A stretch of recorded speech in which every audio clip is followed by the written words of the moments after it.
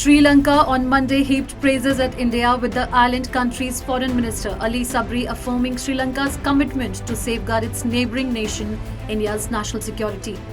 Hinting at New Delhi's safety concerns due to Chinese vessels in Sri Lankan waters, Sabri highlighted that as a responsible neighbour, Colombo will never allow any nation to harm New Delhi's security. Notably, addressing India's imminent issues regarding frequent visits made by Chinese research vessels to the island nation, EAM Jaishankar, in a joint press conference with Thailand last year, maintained that any activity in the neighbouring countries that has a bearing on India's security obviously is in the country's national interest. Happens in our neighbourhood, any developments which have a bearing on our security obviously is of interest to us.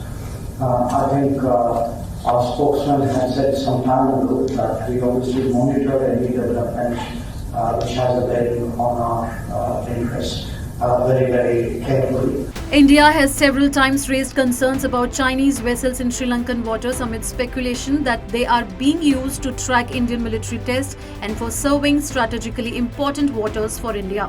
In July last year, PM Narendra Modi had urged Sri Lankan President Ranil Wickremesinghe to respect India's strategic and security concerns, after which the island nation even imposed a one-year ban on Chinese research vessels in the exclusive economic zone.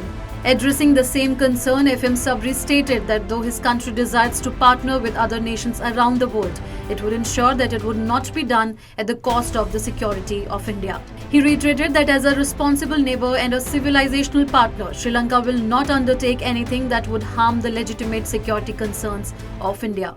We have very clearly stated that we would like to work with all countries, but any reasonable concerns to the Indian security will be taken into note, and we will not allow anyone to harm that. Subject to that, of course, in a very transparent manner, we would like to work with all the countries. Significantly, over the past few years, President Ranil Wickremesinghe's administration has been increasingly engaging with India in an effort to counter China's formidable presence across the island nation. An independent foreign policy think tank, Red Lantern Analytica, believes that China employed its devious debt trap diplomacy in recent years to gain a strategic edge over Sri Lanka, after which India came to its rescue, offering $2.4 billion through currency swaps, loan deferrals and other credit lines under its neighbourhood first policy. Meanwhile, Sri Lanka on Monday expressed its keenness to join the BRICS groups, asserting that ever since India became a part of the group, it has become a good body. He emphasized that Sri Lanka would reach out to India first whenever it formally applies to join the BRICS grouping. Forward for BRICS also, I think Cabinet had appointed a subcommittee to look into that and recommend to us. We would like to see that because we would like to have multiple options. No, who doesn't want to? So therefore, BRICS is a good body, particularly since India is a part of it.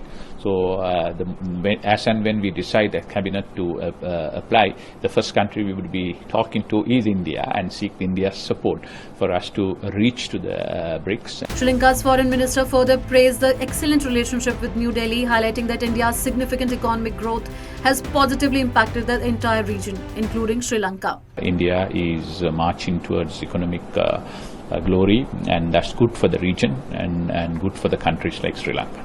Talking about the ongoing Lok Sabha elections in India, the minister stated that the country is celebrating the biggest festival of democracy, adding that the island nation wishes that there is a peaceful conclusion to the polls. He further underscored Sri Lanka's commitment to continue to work closely with New Delhi irrespective of any poll outcome.